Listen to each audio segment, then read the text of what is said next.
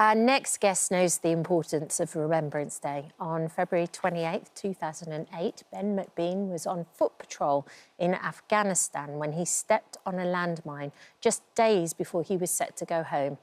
As a result, Ben lost his left arm and his right leg was amputated above the knee.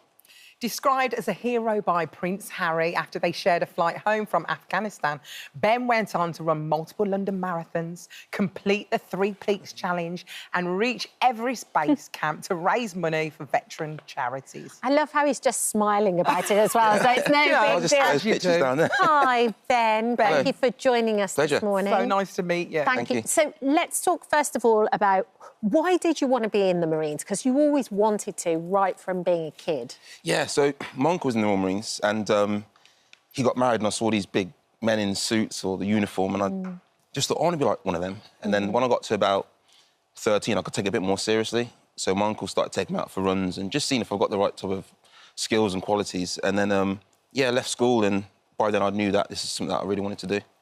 And by the age of just 20, you were deployed straight away. 20 is so young. Yeah. What was you feeling before you went out there?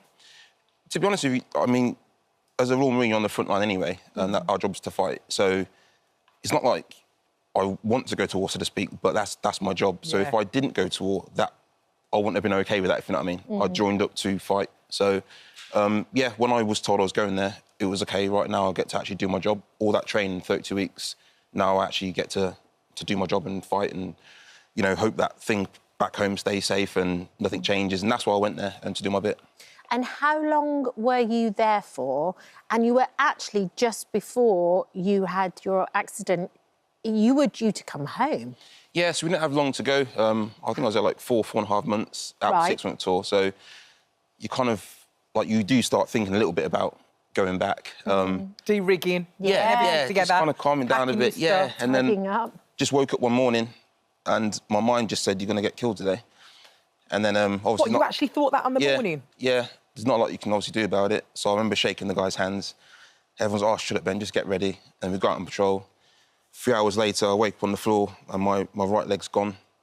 My arm was, like, in a bad way. My knee was blown out and stuff. And I just thought, I think I'm going to die in a minute. And that was it. And so was you aware the whole time, or did you black out? No, I was awake. So it just I was upside down for a few seconds and I thought I was caught in a tree, but I wasn't. And I just hit the ground and it literally felt like an elephant was on my chest. And I sat up and my leg came up and the whole shin bone was sticking out with no foot on the end. And then my arm was facing the other way. And I just saw bits of blood and meat and flesh everywhere. And I couldn't really do anything. So I crawled around a bit and then my bones scraped across the floor and I think the pain was quite bad, so I kind of stopped for a second. And then obviously I was dying then, so I just thought I should probably think about family. So I just did that for a bit. And just as I was thinking about mum, dad, brother, I got 4 sisters as well, that's when I got rescued. And so you got taken to hospital.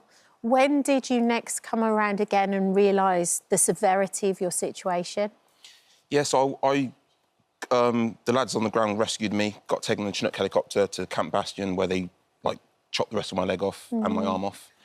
So I didn't know about the arm. I thought I might be able to save it. I then woke up in Selyoke in Birmingham and I knew my leg was gone, but the bandage on my arm was so big and I have a thing called phantom limb sensation and pain, so I can still move my fingers. Like it's still there, don't you? So for about a week, I was like, oh, it's still there. And then the bandage kept coming up. And I think because I was on like the drugs as well, even though it was obvious it had gone, I still hadn't really worked it out. So after about a week, when I realised it was gone, that's what kind of upset me the most. I knew about the leg, but it was the arm that I lost that kind of got me the most, to be honest. Ben, what's unbelievable is your positivity has just remained. You were in hospital, you watched the London Marathon, you thought, I'm going to do that. You thought, I'm going to do the 3 Peaks, you did that. You smashed Everest, base camp.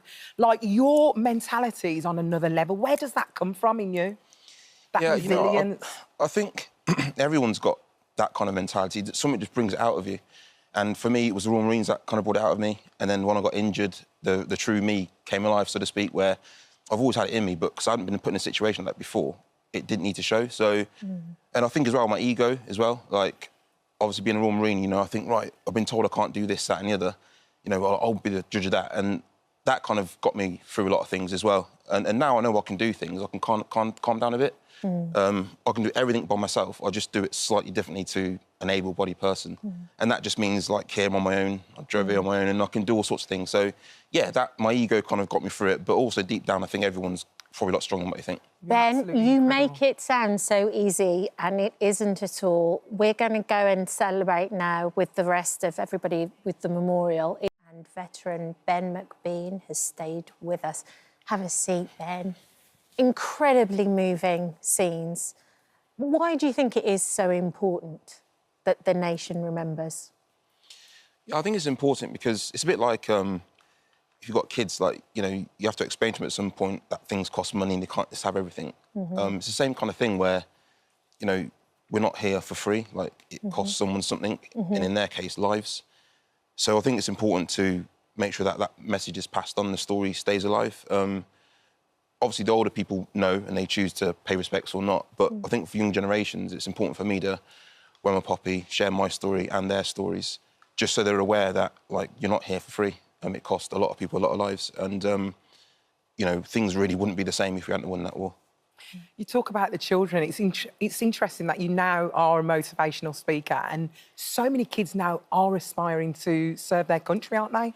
Yeah, I mean, obviously, my story sounds bad because I got blown up and almost died, but, like, there are a lot of positives that have come off the back of it, and, you know, my injury lasted 1 second, but my mentality is what I really talk about, and that's why I like to talk to kids and adults as well. And just say, like, you know, things can get really tough in life, but it's how we react to those things that counts. And I think if you react well to certain things, you can't help it if you have a massive setback, but you can react to it in the right way. And that's why I've been able to move forward, and that's what I try and explain to people. Yeah, before we cut to the memorial, actually, you were saying how it was kind of your ego a little bit and how you stayed positive, and these are actually all things that we can all apply to our life at times when it gets hard. But you go above and beyond. I mean, the marathon. Yeah, that was, again, that was like, so my options were train and lose skin before I start, or don't train and lose skin at the end. So I just turned up and just ran, and I managed to do it. And then Harry was at the end there for you. Yeah, and then that was you and Harry best mates. Yeah, that was it. We did this 40-yard mile run, I think it was, for the British Legion, and he was just at the hotel, literally ran across the finish line, and then he was just there. So, yeah, I've met him a few times, and he sent me, like, crates of beer down and get well cards when I've been sick and stuff like that, so... Yeah. Well, absolute inspiration, Harry Ben. thinks he's a hero. I think he's a hero. You are a hero. No.